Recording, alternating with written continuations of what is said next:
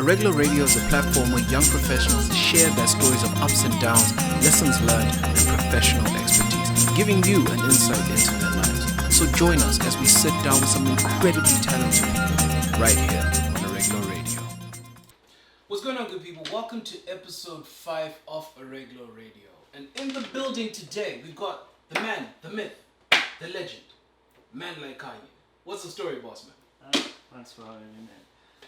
Well, I came here since 2012. Yeah?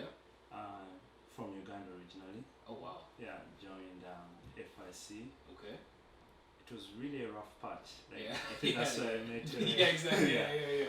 Going through all those classes, the walk from the bus stop all the way down. Oh, bro. Okay, so we'll get into all of that. Yeah. But you as a person, like, what's your story? You are the CEO of Jangubuzz. Yeah. And you are also an SFU alumni, if I'm not mistaken. Yeah. So, let's just start from the very beginning. Like, who are you as a person? As a person. Well, currently, as you've just mentioned, I'm the CEO of Jangubuzz. But initially, like, graduated from SFU, I graduated with marketing. A major in marketing and a minor in communications, and that was way back in 2015. Jesus Christ, bro. Yeah, then I walked my way through like the employment program in terms of sales, marketing. I did like 3 jobs. Like the proper, like meat grinder. I even did door to door. Oh God. Yeah, that's one job people sales? shouldn't even do it. Yeah, like you go, I used to work for tellers and you go, they are selling like 100 houses because they know like only 11 or 10 people will actually open the door and maybe even say yes to you. And it was commission based. If you don't get any sale, you don't get anything. So you've wasted the whole day. That's pressure. Yeah, so I did that for a year. Yeah. It was rough. So I had to change the whole system. Right. So I'm looking for office jobs because they pay more and at least you're not wasting your time. And they're a little bit more stable. Exactly, more stable. So between 2016 and 2017, I got a proper job with CBV Collections, dealing with people who haven't yet paid up their bills for FIDO. Wait, hold on, time out, boss. You work for a bill collection agency? Yes, I did. Okay, so I don't know if I'm the only one that feels this way, but like, I've gotten like an email from a bill collector like once, and I was like, but where's the warning emails? Like, why? Yeah, when you're a bill collector, you're supposed to be harsh. Yeah, you shouldn't be even saying when would you pay, you're supposed to be like, hey, we need that money ASAP. Jeez, so we used to deal with people who are kind of in really low situations and listen to them and say maybe they have cancer or this and we don't have to hear that crap. We need that money. Wow. Exactly. So it was pretty spot on, harsh, everything. Dude. So I got a lot of insults in that job, but then it was worth a lot of money. So at least, even if I was hurting people's lives, but it's the job. At least you got paid for it. Yeah. It wasn't like door to doors. So I didn't enjoy the job, but at least it was stable. I was getting paid, even if I received a lot of insults. But I mean, it is what it is, right? Bruv.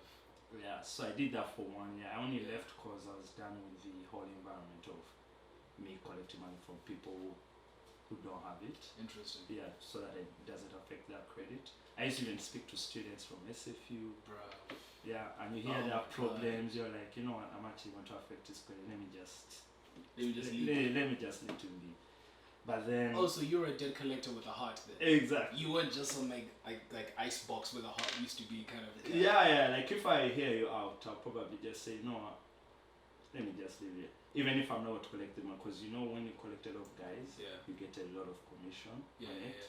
So it was challenging, so I left after a year because of that. Then I joined another company called Arreglo. Okay. So that's the company I've been with doing up to now. Okay. And during that time, that's when I started Jangubuzz. So what was the inspiration behind it? And then what exactly is Jangubuzz? Okay, so I'll first say what Jangubuzz is and then tell you how I led to it. Yes, please. So Jangubuzz connects event organizers to spaces and services they need. Oh, okay. So I'll give you an example. Like, let me say you're hosting, let's say, a birthday party, Come right? on. Yeah. I like your train of thought. Yeah, and you want a space where you host your party, This is right? the party. Exactly. Come on. And you need the services like DJ, bartender, security, you name it, cleaners, whatever you need, right? Yeah. So now, instead of usually like before Jangubuzz, like when people create their event, a birthday party, they'll have to go maybe on Craigslist to look for a location, and then they'll have to go on another website to look for services like DJs or so everything. You could end up visiting different sites, and if a party that would have been planned within a day or 2 or 3, It takes like 2 weeks. exactly, or even a month. Because you're waiting for different people Exactly, to reply and do this. So we're like, you know what? How about we gel everything into one platform? Consolidate. Exactly. Funnel type thing. So you say your party is on let's say on Halloween. Okay. You go on the app. You look for what DJ you prefer. Eesh. If is it Afrobeat, is it house, is it R&B, whatever DJ you prefer, Come right? on. Once you do that, you can also get a bartender on the app itself. You can even get security on Okay. the app itself, Okay. and then you can also get a location on the app, right? So Okay. everything in one place. Like, just click on your phone. You're in one place. All you're doing is like click, booking, confirming. So for this. that, so let's say for example, right? Let's keep talking about my birthday party because I like attention. So if I click through and I'm like, okay, cool. So like, I've selected my venue. I've selected like all the peripheral services and that. Like, do I get a quote then and there, or is it something then and there. So all the DJs like you book on the platform already have their hourly price. Okay. The bartenders do have their hourly price, and to security and everyone on the app, they do have their hourly price. The location, they have their price too. So when you're booking, so basically Airbnb, before you book the home, you know that I'm going to spend $500 for these 3 days. Yeah. So you already know whatever you're booking, you already know your amount. Yeah. Okay. And then, so minus that, we also take you can if it's a ticketed event, you can also upload your event there and charge. Yeah. So you can do everything in terms of events on the So it's platform. literally like a one-stop shop Exactly. for having a good time. Yeah. So our slogan is one-stop hub for experiences. Come on, man. Jeez, man. Yo. Okay. I like that. Yeah. So what brought it about? Like, where did the idea come from? Yeah. You just noticed that there was like a niche in the market, and you're like, I'm gonna do that. Or were you guys like trying to put together like a little shindig, and you're like, raw, like this is tiring. Exactly. So it was way back in 2015, right? So the way it came out because we wanted to try something new. Right. And we went on different, instead of clubbing, in Vancouver, like that's the only spot that you're like, if you're stressed out, you're going just to Granville to party, right? It sucks though. Exactly. So there is no any diversity in terms of events or maybe things to do in Vancouver, apart from going out to like Mission or Whistler. Excuse me, what now? Who goes out to Mission to party? No, I mean to Mission. I mean like the scenery in Mission. Like Mission Whistler. has scenery. Yeah. It Isn't does. just a bunch of flat shit out there? No. We went there like this weekend. It's pretty beautiful, I'm telling you. Okay. Yeah, it's really nice. You should. Okay. I mean, it's not like Whistler or maybe Squamish, all those sides, or Banff or whatever it is, but it has its own good spots. Yeah.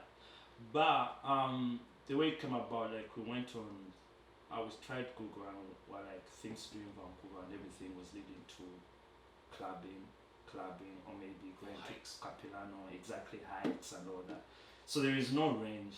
I'm not a fan. So we're like, how about we just start an app that could help people find events easily, like even if it's just a house party or anything, picnic and all that.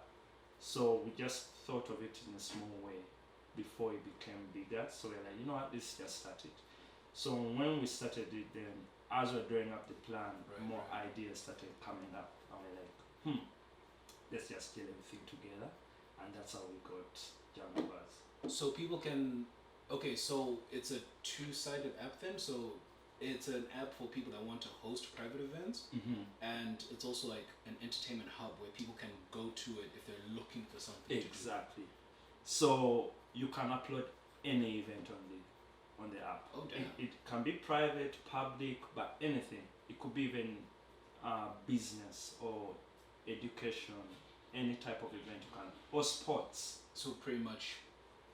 Everything. So basically, like how you see Eventbrite, Right. like where you can upload anything, sell tickets and do that. We cover that. And then in case you want to host a private event, we also help in that department. Oh wow. Yeah. Wow. Yeah. Okay. So Yeah. help me understand then. Like, what was your path like? Because you mentioned that you were an international student. Mm-hmm. So like, what path brought you to Vancouver, Canada, of all places? I didn't want to come to Canada in the first place. Oh, really? Yeah. I was supposed to go to Australia to join my bigger brother. I just wanted to be closer to my bigger brother. But because of the racism I was sitting in Australia, my parents were kind of skeptical about Oh, that. really? Yeah, that we shouldn't be sending you that cause It was really that bad for him? yeah, it was really that bad for him because he went back home for good. But it was like he's done. So How long was he there for? he was there for like 8 years. Wow. Yeah. He was in 8 years. Yeah. Sorry, he was in Australia for 8 years and he was dealing with. He was even on his path to get PR, but he said, you know what, I'm done. He would just rather not. Yeah.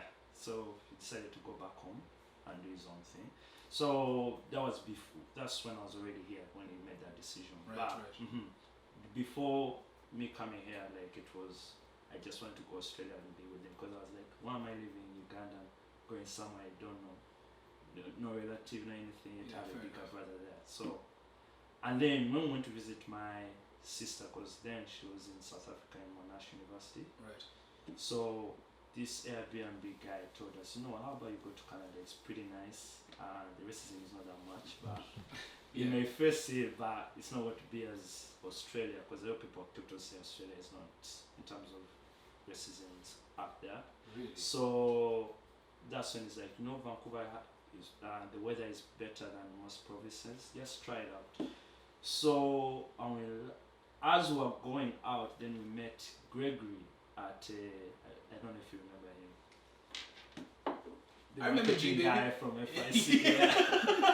Yeah, so we met him. Like we're just walking. So we saw a tent FIC South Africa, and it was Gregory right there. So he was like, "Do you want to come to Canada?" I'm like, "Okay." Then he's like, "Apply right now. Shall approve you tomorrow." So we applied right there, and tomorrow they just approved me. And then my mom just said, "You know what? I think you're just going to Canada," and that's how I ended up here. Wow. Yeah. It was That's that simple. intense, dude. Yeah. So literally the only reason why you're here is because of the nonsense your brother had to deal with Exactly. down under. But otherwise, I would have been in Australia too. You would have been with the bloody wallabies. Oh my god, yeah. So I'm really happy that at least I came here. Because I've enjoyed my life here, at least in terms of the city itself, the people, the weather. Yeah. Like it's not that hot, it's not that cold. How was that for you though? Like how was the transition from Uganda to like To this, Vancouver? yeah.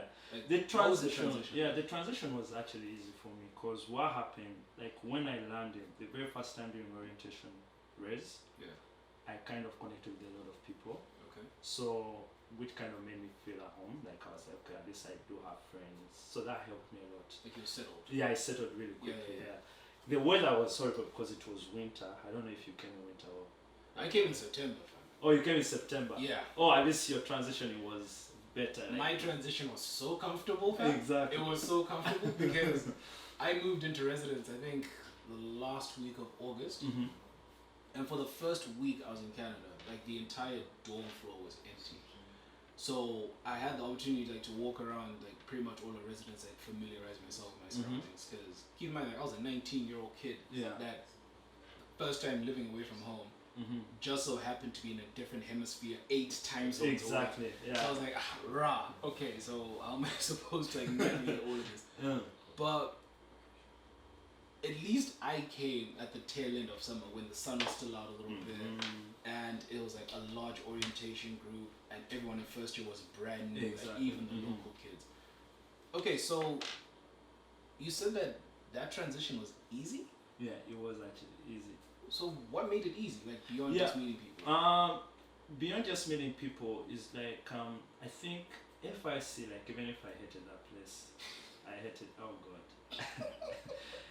FIC as a college kind of helped because everything was kind of all together. Like It was all in one place. yeah, all in one place. Like if you want to eat or do this, you meet different people. So and even the works from Res to FIC, it's like you're doing it in a group. Yeah.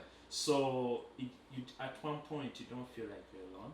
Yeah. Like because if you're going to FIC or with some you're in a group of people, a lot of people just take say I'm about to walk to FIC. Like even if your class is not at maybe 10, someone like you know let me just decide to walk with them so I don't walk alone, right? Yeah.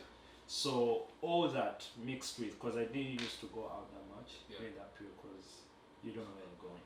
Yeah. So you're like, no, let me just stay on Res, maybe just bring good friends and do that. Right. Yeah, I would say it's mostly, I'll give credit to FIC to a certain degree. Like, I'll be like, yeah, it kind of helped in terms of transitioning. And then the friends, I wouldn't put much into like the lifestyle because I wasn't used to it. So I'll let's say FIC and the friends I made when I Lifestyle. What lifestyle? Yeah, I know, that's why I said I wouldn't put any credit to lifestyle. That's why the FIC and friends, that's about it. Yeah, even if I hated that place. Yeah, that's what I would say. Those two factors helped me transition well. Interesting. Yeah. So then, when it came time to like figure out exactly what this business is gonna be, right? Like, what experiences in the city led you? Like, did you walk into a club one night and you're like, "Rah, this is dead. Like, why am I here?" Yeah, I know. Or were you just like sitting in your apartment one day and you're like, phone's quiet, no one's saying anything, no one's doing anything, no one's even like willing to spark up a young barbecue grill real quick. Like, what go on? Like, what was it? Yeah, I know when I moved out of Res after my first sem, I don't know if you remember 560. Oh god. It It used to be the place. I miss right? 560 I know, so much. it used to be the place. I miss 560 so much. But when it shut down, it's like everything went down too. It really broke my heart. Yeah, it did. Like, It used to be God like damn. every Friday you just know, what, I know where to be. I know where I'm going. Exactly. I know where the to wildest be. thing. I know. Probably like the wildest thing about 560 for me was the fact that it was 3 levels of nonsense.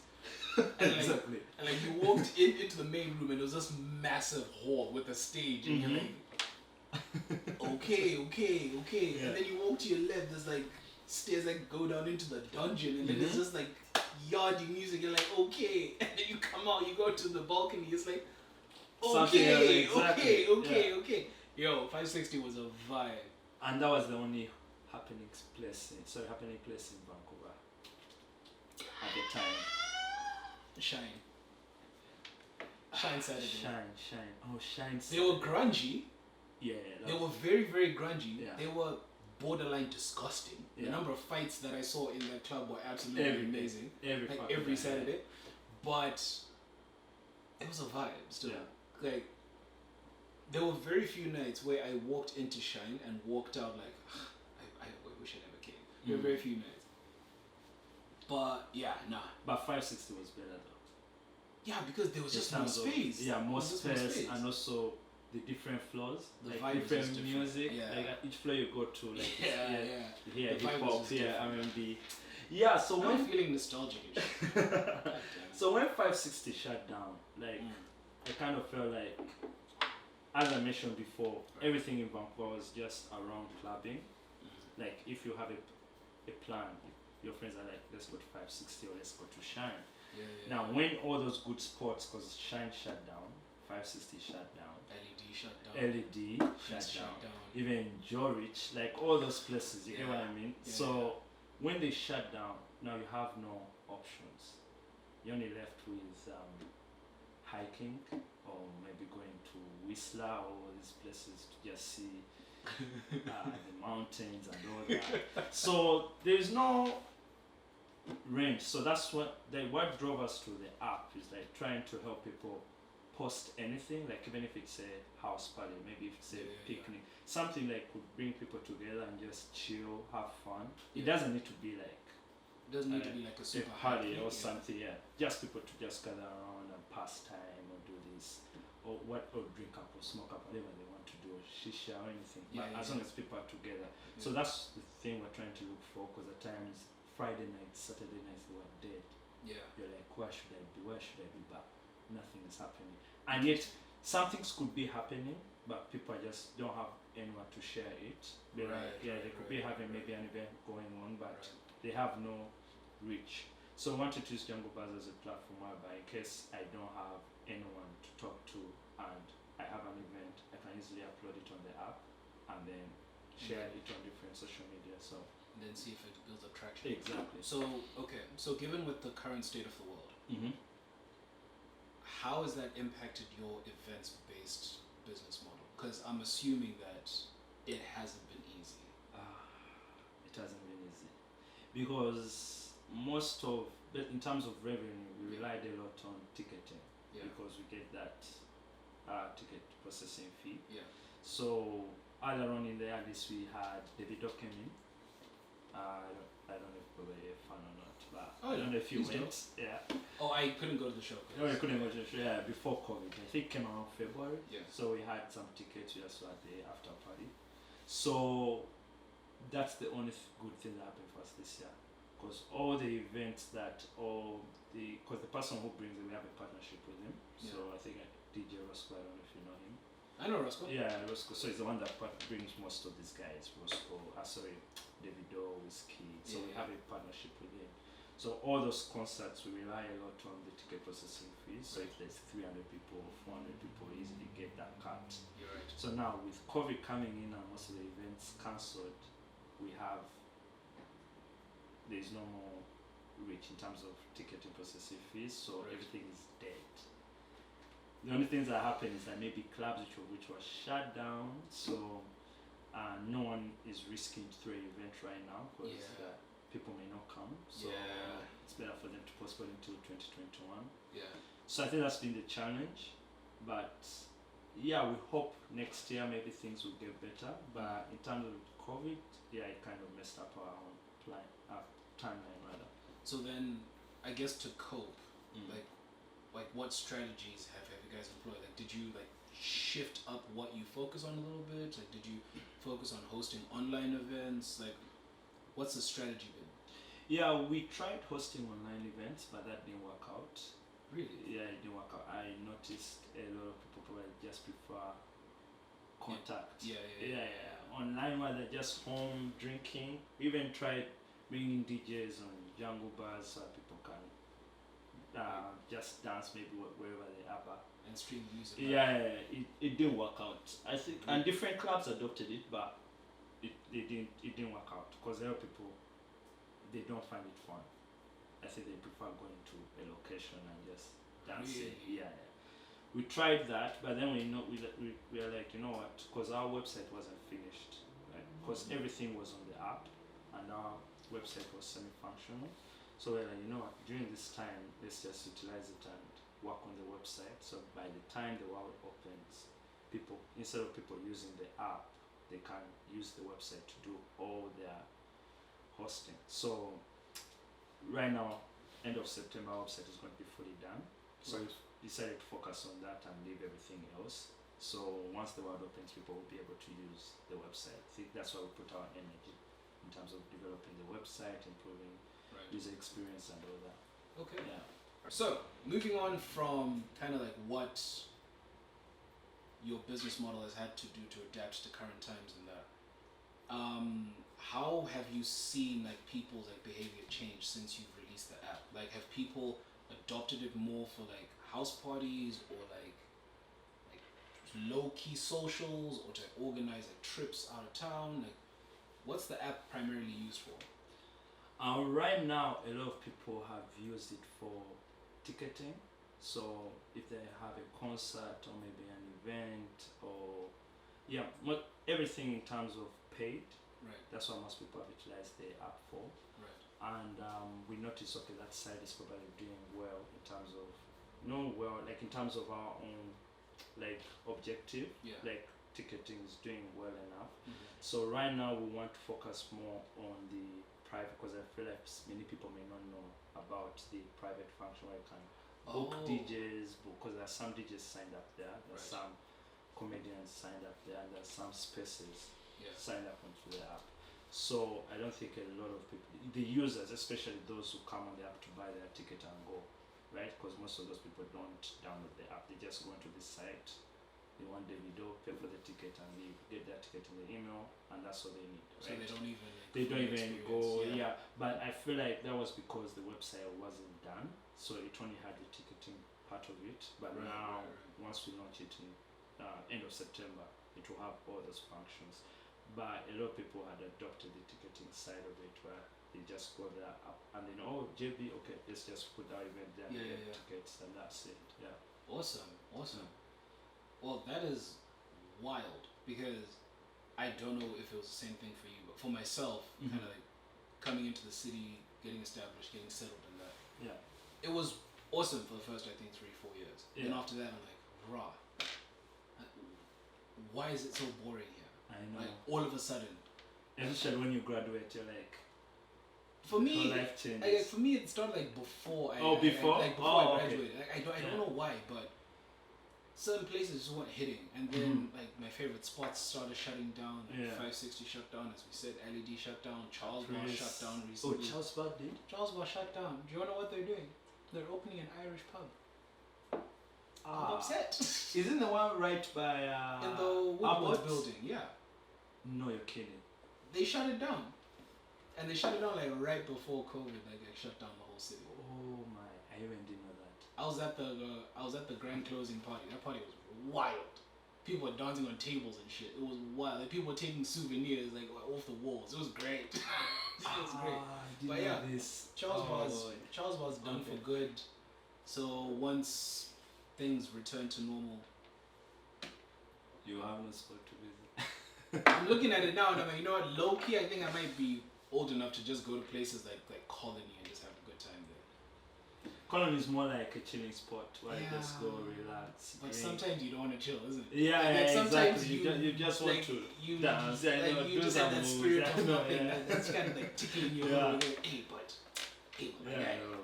just what's the worst that can happen? 2 twos, 6 Mhm. shots wouldn't be a bad idea tonight. I mean, have you tried Cabana or Studio? Studio. Yeah.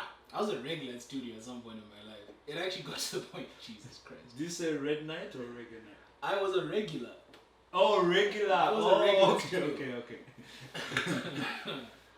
Studio, like, it got to a point where I was on the first name basis with almost every bouncer there. And there would be Saturday nights. Friday nights? Yeah, I think it's been on Friday. Yeah. There would be Friday nights where I would just like show up, and there was one night where there was a friend of mine visiting from Perth, Australia.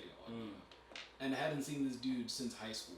And my man pulled through and he said, yo, I want to party. And I'm like, say less. So we go to the studio on the Friday that he lands in the city.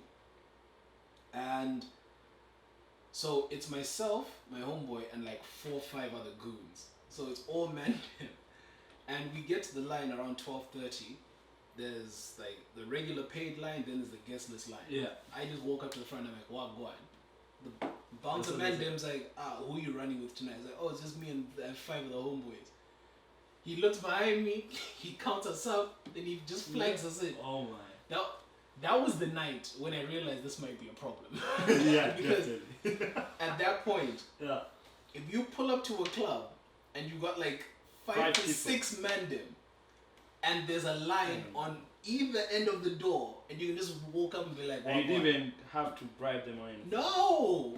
All it was a handshake. I shit you not. There was a group of like 7 women standing in the guest list line at the front.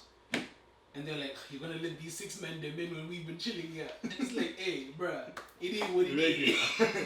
I'm a regular. I get preferential treatment. It is what it is.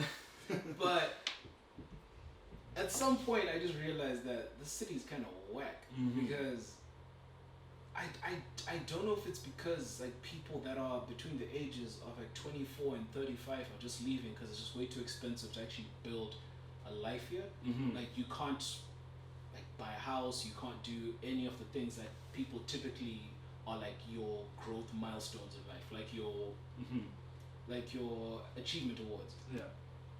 Like, so maybe it's that, or maybe it's just because there's just nothing here. But like I firmly believe, and there's no data to back this up, so don't hold me to it. No. But I really do believe that because you've got so many people that are like prime club going age leaving the city and moving out to the Okanagan or like the Tri-Cities, like they're moving so far away from the downtown core that they can't justify like going out. And even when they do go out, they go out like maybe once every 2 months because it's like a special occasion kind of a thing. Yeah. Like, so it's weird, but like you've got like really cheap bars doing well. Like the Met is still open somehow. Yeah. I do not like the Met. Yeah. There's something gross about it. I've never been there, so I don't. Yeah. Just don't. The Canby is open somehow. I don't understand. Somewhere, yeah. The Canby is. I'm not a fan. The floors are sticky. It's way too hot in there. Every single time I've been in there, I'm not a fan. Mm-hmm. Yeah. So the cheap bars are doing relatively well, and the Irish pubs are doing well for whatever reason. Irish pubs always do Yeah. well. Yeah. And then you got like the high-end bars that do well, but everything in the middle, everything in the middle is either like shutting down or just like being converted into like a slightly more expensive spot. So Caprice got gutted and got converted into the Colony in Granville. Yeah. And now you're like, okay, like I like the vibe in here now because there's not a bunch of like drunk 19, 20, like 21-year-olds like dancing like idiots, like pouring drinks on my fucking Chelsea booth. But it's also like, but what if I want one of those nights? I'm not gonna walk into the Met. It's disgusting. Yeah, and to like, cause you mentioned a point like the 24, like maybe 35 years, like we usually leave in search of maybe greener pastures. Yeah. I noticed like here, I think yes, like it's harder to start a life, like especially when you've graduated. So, cause I know a lot of people have moved to like Toronto, Calgary, or this, and the Tri-Cities. So Tri-Cities mostly they offer a good pay. Cause I even got an offer recently, like when I was at SFU, like right before graduating, they came. Because the reason why they look for people, cause I think it's 1% stays there or even less than that, cause their weather is kind of messed up. They only see the sun like once a month, which is like June, and which is not really that hot, and it's mostly cold all throughout. So they come here looking for people who can go there, maybe do marketing, sales, and all that, so to improve on their economy in the Tri-Cities. The Tri-Cities? Yeah, Tri-Cities. So like Coquitlam, Poco. No. No.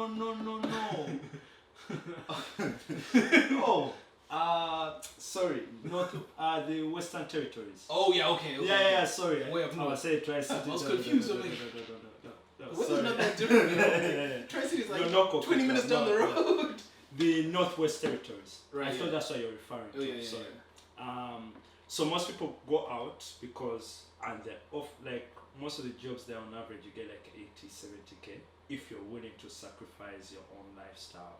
Like if you're more outgoing, you need to sacrifice all that and be like, you know what, I'll just focus on money for like a year or 2 or 3, make a living, and then come back and maybe buy a house. Because buying a house or an apartment here is ridiculous. You can't. Yeah.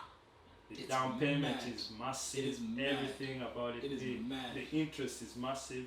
So the best way for you maybe to do, and the lifestyle yourself here, like just the bills, the rent, the food, everything is more expensive than compared to other provinces. So that's why a lot of people have to go out and maybe start something new there. Yeah. And also starting a business here is also tricky because, as you know, like in terms of the black community, the only event that usually businesses that usually prosper is more centered around events, cause especially like concerts or clubbing or such things. If you think outside the box, you're most likely going to struggle a little bit. Only if you want to reach outside the black community, and Right. you know what, let me try getting some customers who are white or maybe Asian and all that, but black community is going to be centered around Having a good time. having a good time. That's it. In Vancouver, that's it. Yeah. That's when you're guaranteed like, oh, okay, the business could prosper, but Right. anything outside the box, you want to struggle a little bit. But now when you leave Vancouver and then you go to other provinces, like when last time one of my friends went to Toronto, the way of thinking, the way of living, everything is different. Really? Yes, there are way more black people there, but it's like you see different black businesses and they're doing different things, Right. and they have lots of customers. So do you think Lots. that that's just like a lack of population thing, or is it like I a even don't mindset know. thing? I just think it's a mindset. I don't know, cause I really have no facts to back it up. But I would say there any business, even if it's not just parties, you see like there's. We went to some restaurants that was started by a black person, but then she's like I think 22, 23, immigrant. Yeah, she started a cooking business. I know there are a lot of people here who cook Yeah, actually. yeah, But when we went to the restaurant, there were lots of white people, lots of black people, lots of. It was a mix. yeah.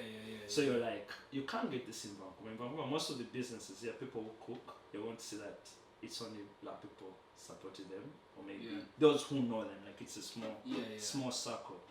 So it makes it harder to succeed here. Maybe you have to work maybe 3 times harder than someone who is in Really? Calgary, Toronto. That's what I think. Though. So okay, so Yeah. so you being like a young black business owner in Vancouver, how difficult has it been to like expand into other communities? Has it been nearly impossible because there's some random gatekeepers, or is it just difficult because people have their own like language or like cultural bubbles that they live in? Yeah. Like, what's been like the biggest thing that you and your team have had to like get over to potentially Yeah. expand your reach? I think, of course, the biggest problem we've had is trying to expand into like outside the black community. Yeah. The black community is just that it's easier to connect to, especially if you know people who throw events. Yeah. Then you can easily approach them and pitch, and then maybe to ask them to try you out. And Yeah. when they do, if they like you, they will. If they don't, they'll give you feedback. I don't want to use it because of this and that. Right. But now, when you go to outside the black community, I know we've had like maybe 4 or 5 or 6 white customers who have trusted us every single time they have an event. They come back to us. Yeah. But getting those 6 customers, we had to talk to like I would say like 200. Yeah, compared to the black community. Black community like it's 1 in 3, but here we have to speak like 200 to get the 6. For some reason, when you pitch your product to like the outside community, like when you go to like a white event organizer Yeah. who is used to Eventbrite or Ticketmaster, Yeah.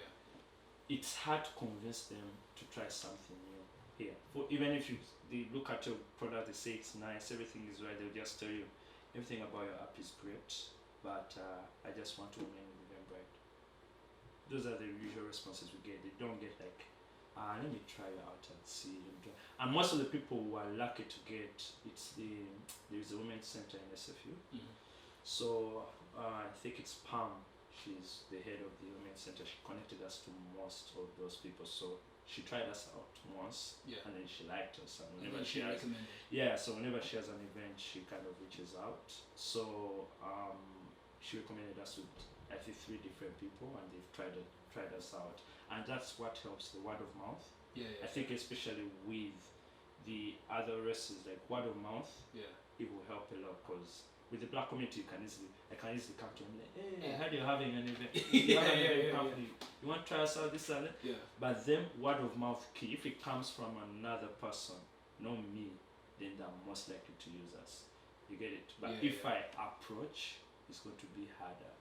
So I think that's the problem we've had trying to reach out to different people other than the black community. Yeah. Interesting. Yeah, it's been challenging, but yeah, I would say a word of mouth is key in terms of reaching out to others. Oh, But absolutely. like absolutely. once they use and they like you, they want to Then they just tell gonna other say, people. hey, so like, and then you're like, you okay, wanna who whoever they recruit, you're like, okay, I need to make this person happy so they can also recommend. That's how you kind of build that small circle and then it becomes big. Exactly. Yeah. Okay.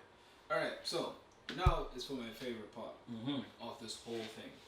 I like to throw like curveball questions out there to kind of see what people are going to say, right? Okay. So, who's your favorite artist? In general, or Who? Okay. Afrobeat, or If you had to pick one artist, right, to spend like a day with, right, like who would that artist be? I would say Burna Boy. Okay. So, this is the question, right? You have the opportunity to host a festival for Burna Boy, a one-time thing, or you have the opportunity to be Burna Boy's road manager.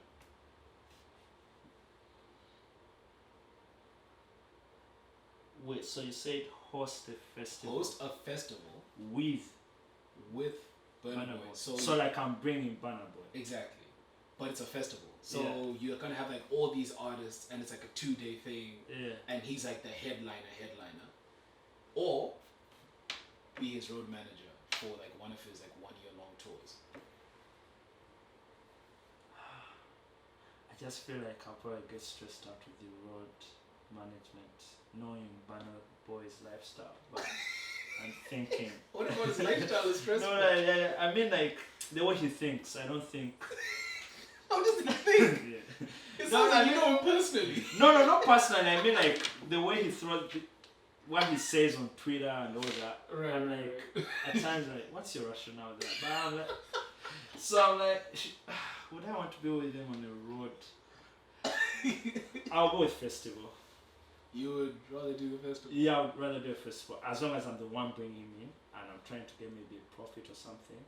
Well, I mean, you're the one like putting the festival together. So So it's essentially like a situation where like Jangubuzz has grown to the point where it's like we can like put on like a full blown like faded in the style park type thing, but it's like Burna Boy as a headline, which obviously means like you're gonna have like I'll definitely go for the festival because one, the road tours, I don't really like them personally. Like you can't go from city to city. I feel like that is too much for me. It can be fun though. No. How can you go from Toronto one day, Vancouver, then Seattle, then New York, Portland, Texas? then LA, No, I can't do that. That's stressful.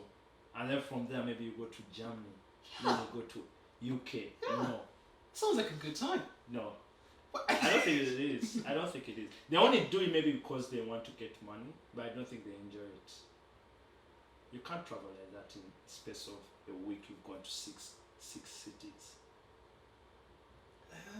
You don't sit down to enjoy the whole place. No. Well, okay. I mean, like if it's just 1 week you're going to be in Vancouver, the next week you're going to be in Toronto. Yeah, you won't be making any money there. Yeah, okay, you won't be making. Yeah, you won't be making. Because even your sponsors won't agree to it anyways. Yeah, because it's like that tour schedule is just way too spread. Yeah, I just find that hectic. So I'll go with the festival. You'd rather do the festival? I'd rather do the festival. Alright, fair enough. What will you go for? Me? I'll be the road manager. Because here's the thing. Like most tour dates now, like they've changed. Because the way that it used to be is like artists were given like by buses by their labels. And they would like drive from city to city. So they would, let's say they arrive in Toronto at like 6 a.m. Yeah. They would do press, sound check, get ready for the show. They are at the show for about 2, maybe 3 hours. After that, like maybe a club appearance, and then they're back on the bus and they're sleeping while the bus is being driven to the next city. That was the schedule. But now it's a little bit different where it's like they'll drive for certain portions and they'll fly for certain portions. And they'll spend anywhere from 48 to 72 hours in any given city so that they have time to actually like reload themselves. And the other thing is that like Burna Boy, like he's international now. So you can bounce from like, if you start off in New York, you can go from like New York, Chicago, like Toronto, Calgary, Vancouver, Seattle, Portland, LA, maybe stop over in Vegas. Probably not, because Vegas has like It's like, that would mess you guys up. Like, so but I'm just saying, it's like, yeah. I would rather do that because that way it's like, Yeah, it can be fun, yeah. the tour will be fun. You're seeing how the business is run, That's true. and also you're getting to meet everyone that Burna Boy meets. You make good points. That last point. Because The connections. Yeah, because the only thing that I have reservations with regarding the festival is that it's a one-time thing. Yeah. And that's it. Yeah, and it's a festival. So Mm. it's not just Burna Boy you're having to manage. You're having to manage like the headliner for the other day and the 50 to 60 other artists that are going to be on deck.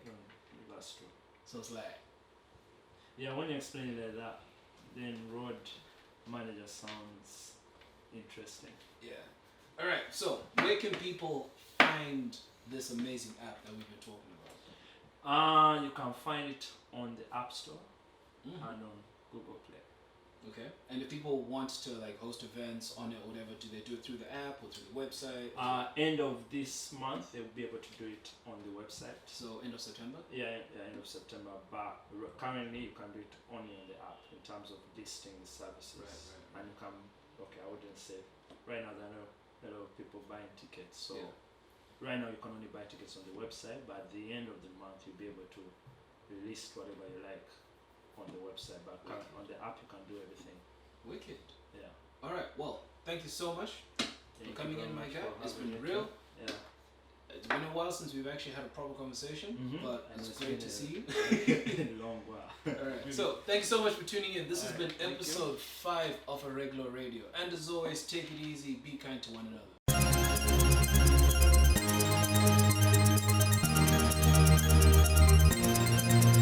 Arreglo Radio is a platform where young professionals share their stories of ups and downs, lessons learned, and professional expertise, giving you an insight into their lives. So join us as we sit down with some incredibly talented people right here